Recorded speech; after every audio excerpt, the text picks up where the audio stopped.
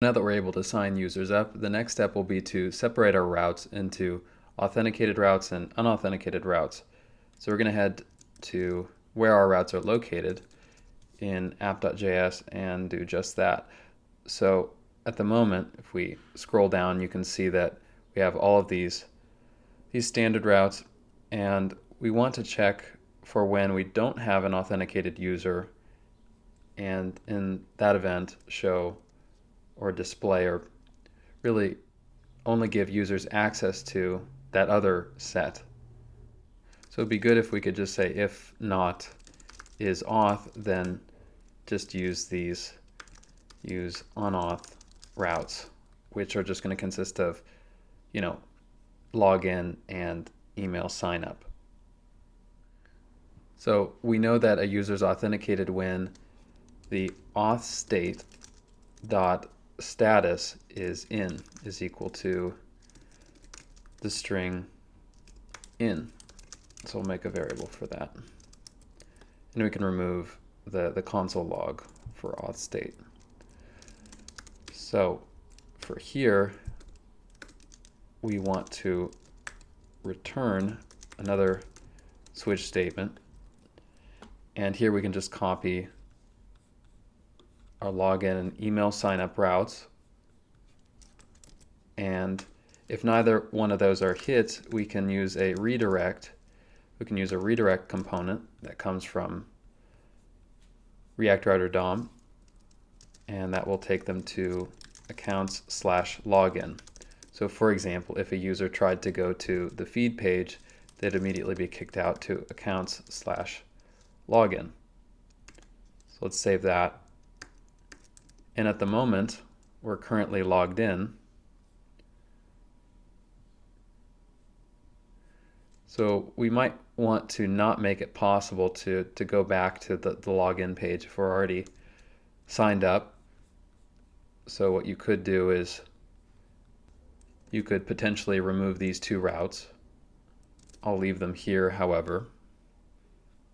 And what we want to do is within the options dialog here, that when we click the gear button, we want to make this log out actually work because we're still logged in on any of our authenticated routes here. So to actually log out, we're going to need to go into the edit profile page, or actually not edit profile, but just the profile page. We'll go all the way down to the options menu,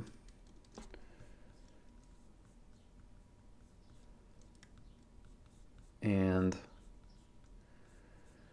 it's at the very bottom, and here's where we want to use our auth context.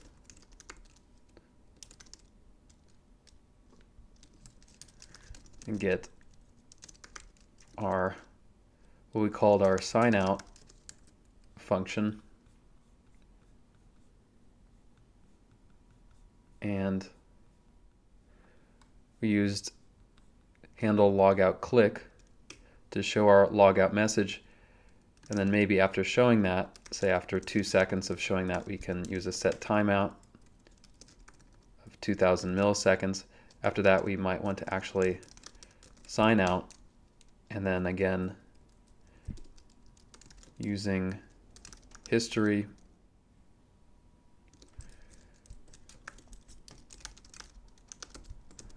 we can push to accounts/login. So let's give this a shot since we're already logged in. We log out, we see our message, and then 2 seconds afterwards we're kicked back out to the login page. And if we try going to, say, the Explore route, we're immediately kicked back to the login page. Same for the feed page or any other route that's not within our unauthenticated routes area. Now to see how to replicate the actual functionality of Instagram, let's just go to instagram.com and we'll log out if you're currently logged in. And you'll see here, if we go to the sign up page, we see all of our inputs, but once we provide something and it's not valid, we're going to be given this X mark, this icon at the very end of our input that shows that it's not valid. But if we have something that is valid, we see this valid icon, this check mark here. And we want to do the same. Note that that appears only when we blur away from the input, when we go from one input to another. This is a blur event, either when we click away from the input that we've selected or when we go to another input. So this is validation on blur. And note that the button's disabled until everything is filled out correctly. So we want to figure out how to do that. We need to provide some validation to make sure all of our fields are valid before a user can actually submit the form. And the way that we're going to do that is with a library called React Hook Form. And it's a very simple library. It's probably the best form library that I've found for React. And what's really interesting about it is that it utilizes a special register function, a function that you pass to a ref for a given input. So you're using uncontrolled inputs. For most other libraries like Formic or Redux Form, it was assumed that controlled forms were the best. But what is great about React Hooked Form is that there's a lot less re-renders whenever you update a given input. You can see that there's a lot less re-renders as compared to controlled inputs, and as a result it's a lot more performant, and I think in general the API is a lot better. And it's a very straightforward API too. You can see there's a lot less code required as compared to the other standard form libraries. Now, in order to validate these what's typed into each of these inputs, we can do things like provide a regex, which we will do in some cases, like for our username, to make sure it satisfies certain criteria. But we're going to need some more advanced validation for checking to see that something is an email. We don't want to provide a very long regex. At least that's not my approach to doing so. I think generally speaking we want to use a validation library, a JavaScript validation library, to make sure that we have a particular value. Say it's an email or a URL, something like that. Fortunately, there's a library called Validator, an NPM library called Validator, that gives us a ton of really useful functions. Where, for example, for email, we can just pass it the email value to this is email function, and it's going to give us a Boolean value, true or false, as to whether it's valid. And you can also specify some different options. So we're going to install both of these packages, React Hook Form as well as Validator.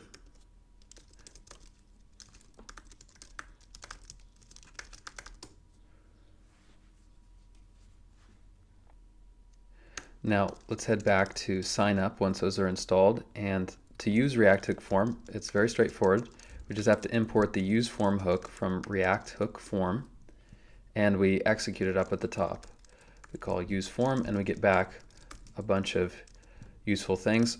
Every time we're using the form hook for a given form, we want to get both register and handle submit. So register is what we're going to pass as a ref to each one of our text fields. So at this point we can remove on change. We're going to keep the names. We're going to keep the names that we provided for each of these text fields. These are still going to be important. Use form is going to need it to be able to figure out how to appropriately update each of those values that we get. And it's all going to be collected. Instead of storing this form data within this values object, we're going to have all of it automatically collected in the parameters of handle submit. So we're going to remove the values object, and we're also going to comment out handle submit. We can comment out handle submit, and we can remove handle change entirely. We're not going to need that. So for each of our text fields, we're going to provide, we don't need to provide a ref like this like we would for a normal input. We actually use a special property input ref for each of these text fields. So we can pass it this register function just like this, and it's going to be automatically called and update that object that collects all of our form data. But we can pass it an object and specify a ton of information. For example, we can specify that this field is required by setting required to true. And what's even more powerful is that we can use a special, this validate function. It's a property where it's set equal to a function where we get access to the input, what's typed into it. And if we write an arrow function here, we can use that isEmail function that we're getting from validator. We can pass it immediately to isEmail, and it's going to return a value of true or false to determine whether that the input, what was typed in, is valid and whether we can accept the form, whether we could submit the form. So we'll need to import isEmail up at the top, and that will be from validator lib/isEmail. Once we have that, that's going to be all that we need. We can move on to name, pass in an input ref. We can actually just copy this, copy what we had for the email text field, and for name, it's going to be required. All of these are going to be required, but for this, we're going to want to, instead of using the validate function, we want to set its min length and its max length. So if we go to the API, if we go to the API documentation for React Hook Form, you can see that there's a lot of things that we can specify for register, and those include things like the max length and min length, the minimum length of the value to accept and the maximum length to accept. So the minimum number of characters for the name is, say, going to be 5, and the max length will be 20. And we can do the same for username. Now username is going to be a little bit different. We want to validate it with the help of a regex pattern. So for that, we're going to use this pattern property, and we're going to write a custom regex. Don't worry if you're not familiar with regexes. This is just going to be a one-time thing, and I'll break it down. So we'll write it between forward slashes, as we would any regex, and the pattern to match is going to start with, and really include from beginning to end, characters from A to Z in lowercase. So the caret is from the beginning, and then within this group, within this character set, A to Z, and then to the end, it's going to be lowercase a through Z, uppercase A through Z, 0 through 9, so it will allow numeric characters, and will also allow underscores and periods. So we want to accept only lowercase and uppercase letters, numbers, periods, and underscores. And again, min length 5, max length 20. For the password will be required, and I think we'll just set the min length at 5. It doesn't matter how long the password is. So let's save this, and there's some other values that we want to get in addition to just all of the collected values on handle submit. And by the way, instead of just using handle submit like this, we're going to want to wrap it around the function that we use to actually submit the form, the logic, meaning handle submit is going to wrap a function on submit that's going to pass us all the data from the form, and we're going to include the logic like we did before to take care of submitting the form. Right now we're just going to console log the data to see that everything's collected correctly. And then for the onSubmit, handle submit is going to accept onSubmit. So it's just a higher order function. So let's save that for now, and we'll see how this works, see whether this works. So for the email, let's say if we try not to provide an email, we see that it is in fact required. We get some HTML validation. So that's valid. And for the full name, say if it's not long enough, we hit sign up. We see it's still on that input. It's not accepted. But if we make it long enough, we move to the next one. And then that also has to be between 5 and 20 characters. Let's say if we use a question mark or something in the username, it's not accepted. So we'll fix that. And then for the password, it has to be at least 5 characters. Then when we hit sign up, only then is our onSubmit function executed, and we get all of our data. So we see in fact that the validation is working. We don't have a visual indication to the user that it's not working, or meaning a given input is valid or not valid. So we need to add that check or cross icon in the appropriate case if it's valid or not. And then we also want to disable the button.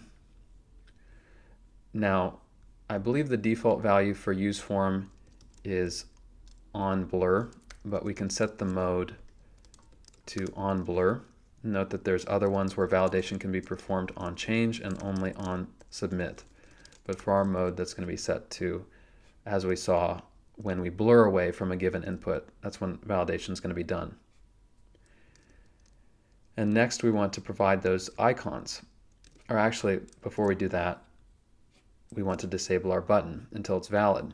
Well, we can get information about whether our form is valid from this form state property that we get back from the useForm hook, and it includes this is valid property. It's going to be either true or false. So we'll get back form state, and what it also provides is submitting, when the form is being submitted. So if we go down to the button, we can set disabled to the following condition. If it is not valid, we want it to be disabled. So if not formState.isValid, or if formState.isSubmitting is true. Only in those cases do we want to disable the button.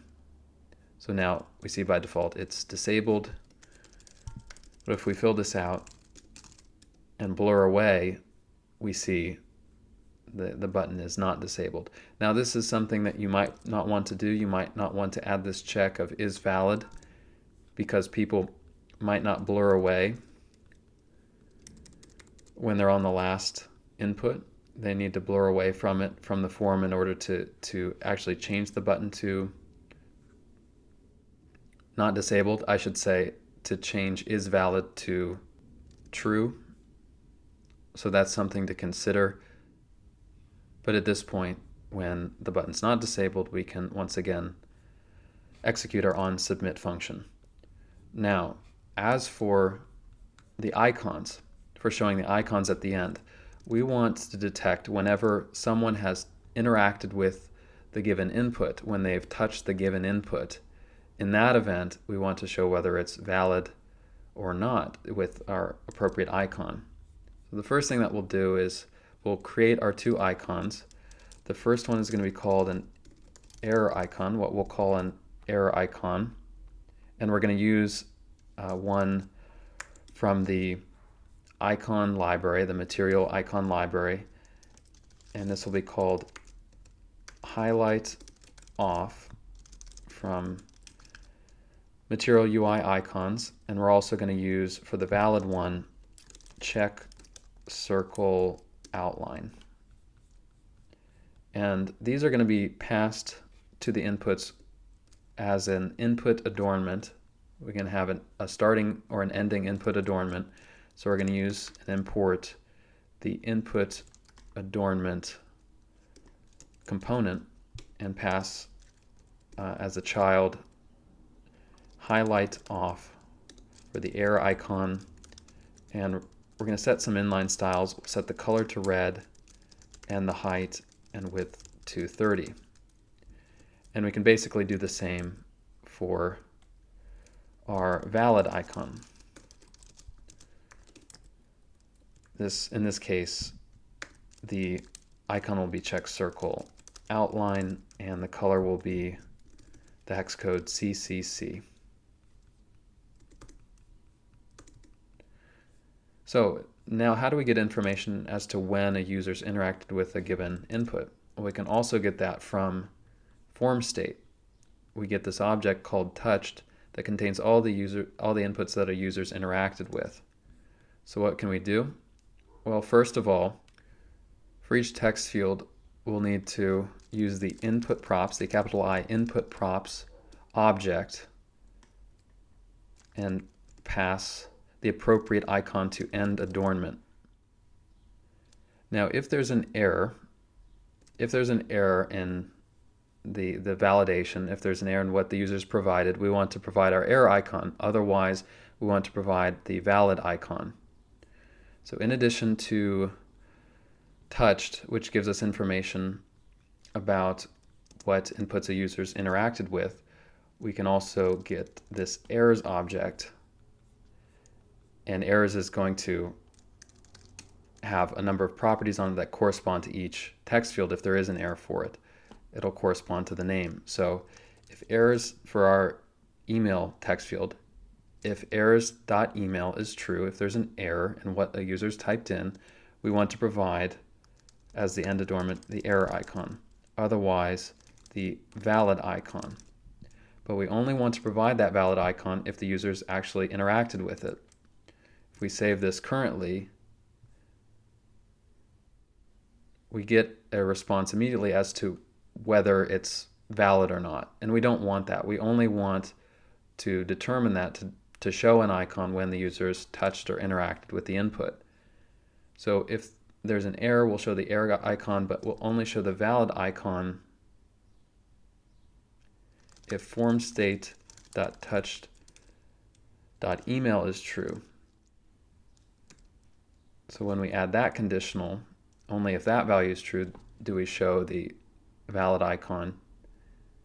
We see that we don't show anything initially, but if we blur away from it and there's an error, we see our cross, our X, but if we type into it and it's valid and then blur away, we see that we have our gray check.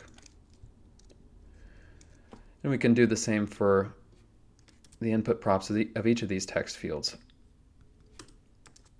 We just have to change the name on the name of the property from errors and touched. So for name, that would be errors.name, and then for touched, it would be touched.name.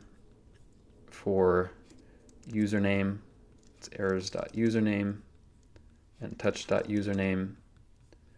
And finally for password, errors.password and formState.touch.password.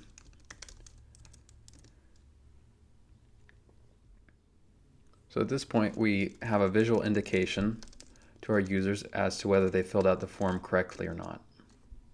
Now, the next step, getting our onSubmit function to work like our handle submit function did before. Really, we can just copy things over, copy the 2 lines of code, and note that we don't have to receive the event and call prevent default. We will need to make this an async function. However, we can comment out the console log, and we should see that it works like before. This time we need to pass in data instead of values. So we're taking care of client-side validation, but what about server-side validation? So even if we've provided everything correctly, what if, for example, the password's not long enough for Firebase? We get an error telling us uncaught in promise, weak password should be at least 6 characters. Well, we don't want to hide this in the console. We want to show this to the user so that they can fix their password. So first of all, we need to take care of the uncaught promise situation. We need to actually catch any errors. And the way we'll do that is with the try catch.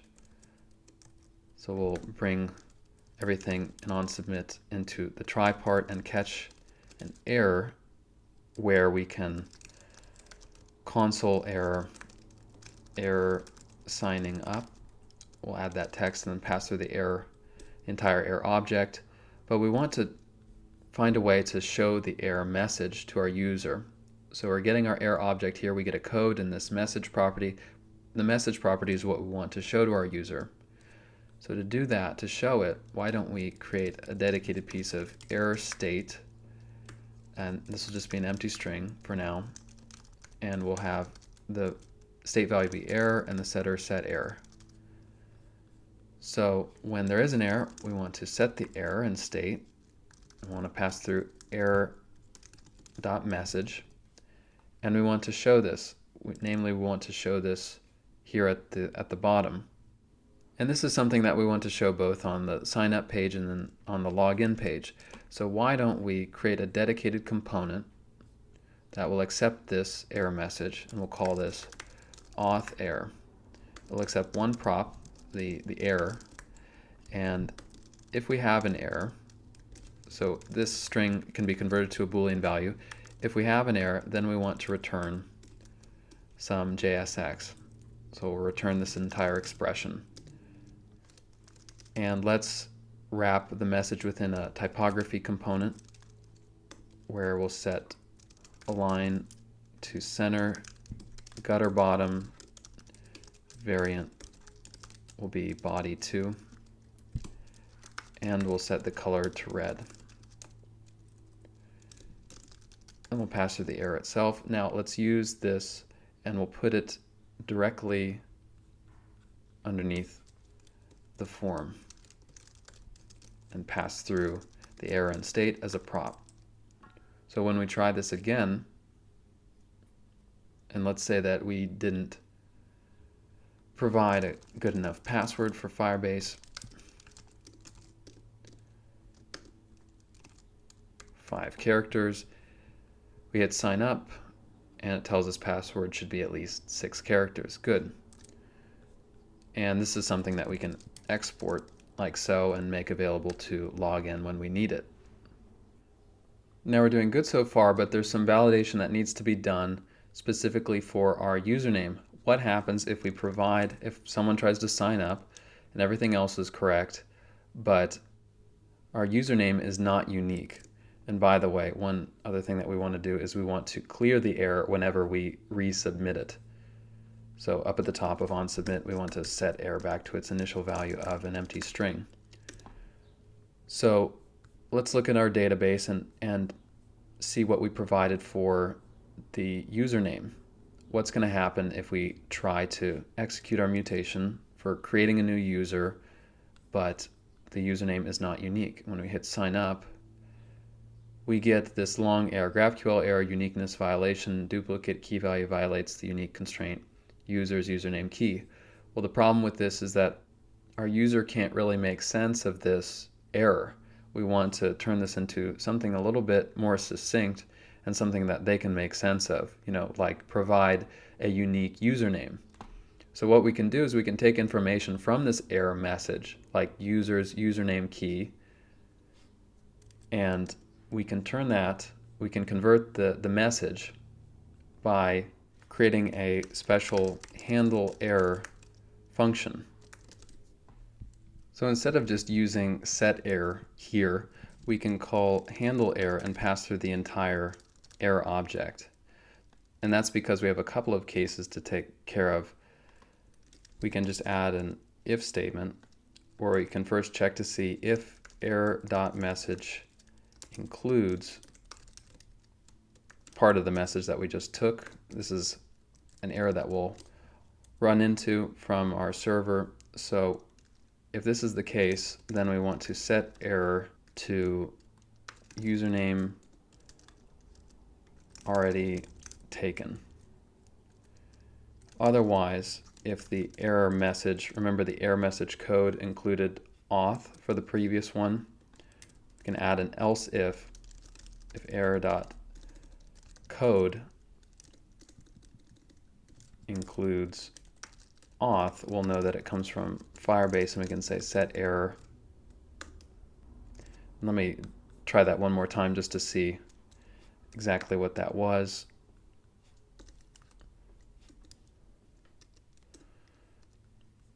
Hit sign up. Password should be at least 6 characters, and this was weak password. There's a number of different codes. You can look at the Firebase documentation to see all of them, but for weak password we can say, set it to just error.message. And actually, in most cases, the default message from Firebase is going to be just fine, so we can just see if it includes auth. Most of them are going to begin with auth, and we can just pass through error.message. We can come up with our own custom ones if you want, using the approach that I've shown you here. So we'll pass through handle error, and now let's try again submitting a username that's already been taken. I'll pass in user 10 and hit sign up.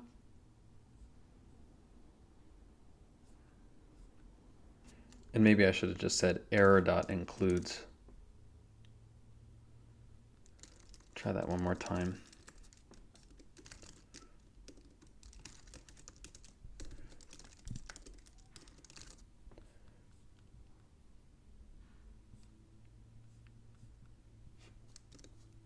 Oh, that's because I'm not passing through the error object itself.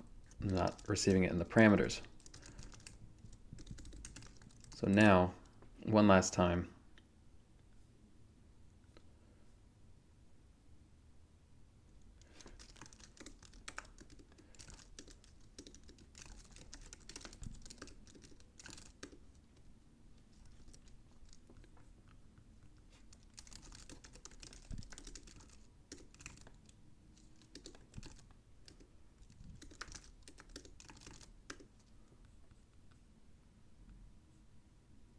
Good, we see our updated message username already taken. But there's one further improvement that we need to make here. We need to, instead of showing a valid icon here, we want to asynchronously validate this username input and check if it's been taken. So what can we do? Well, we can actually turn the validate function, and we can use validate for username as well. We can use validate and have it be set to an async function. So we can pass in the input to a function that we await, and we can call this validate username and have it accept the input. So let's make this function validate username, and what's it going to do? Well, it's just going to take the username value that's typed into it, and we're going to execute on demand a GraphQL query that's going to check to see if we already have a username taken for that value. So we'll make our async function validate username. It's going to accept the username. And often when it comes to executing a one-off query at a given point in time, you can use the lazy query, but what I found to be better when you want a precise value and execute a query just once or in response to a given event, we just want to use the Apollo client. So we can use the client directly with the use Apollo client hook. And using it, we can await client.query, and we can pass it a query with its appropriate variables. So now we need to head to the queries file, import GQL, and then write our first query. And this is going to check if username is taken. So that's what we'll call the variable. And what's it going to accept? Well, it's going to accept the username. So let's write this in the console.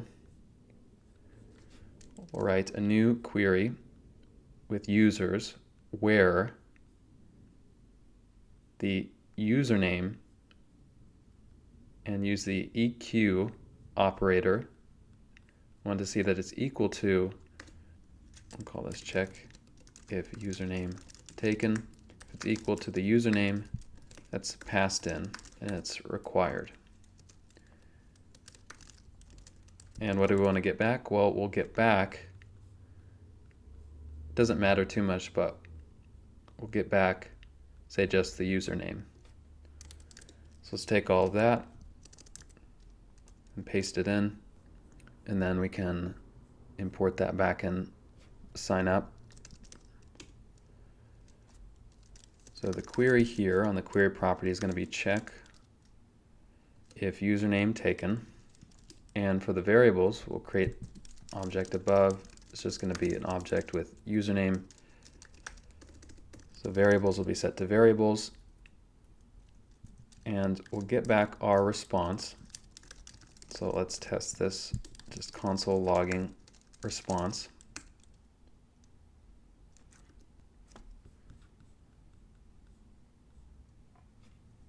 And I forgot to add a comma after the validate function. So when we type in to username, and this has to meet our rules, so it has to be at least 5 characters. And we have to blur away for it to work. We get back a response, and then within it data, users, and we want to, I'll type in a valid username. When we blur away and we get an actual user, we see that it has an item in the array. So if users is an empty array, if its length is 0, we'll know that there's no username with the value that's been typed in. So we can copy this path, copy the property path, back and validate username. We can check to see if the username is taken by saying if response.data.users.length is greater than 0.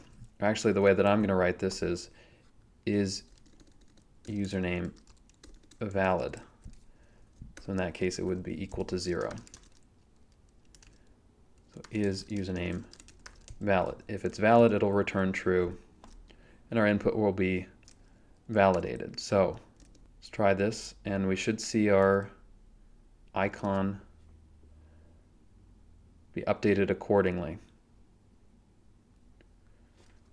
So user 1, if we blur away, that's not taken, but user 10, if we blur away, is taken. Perfect.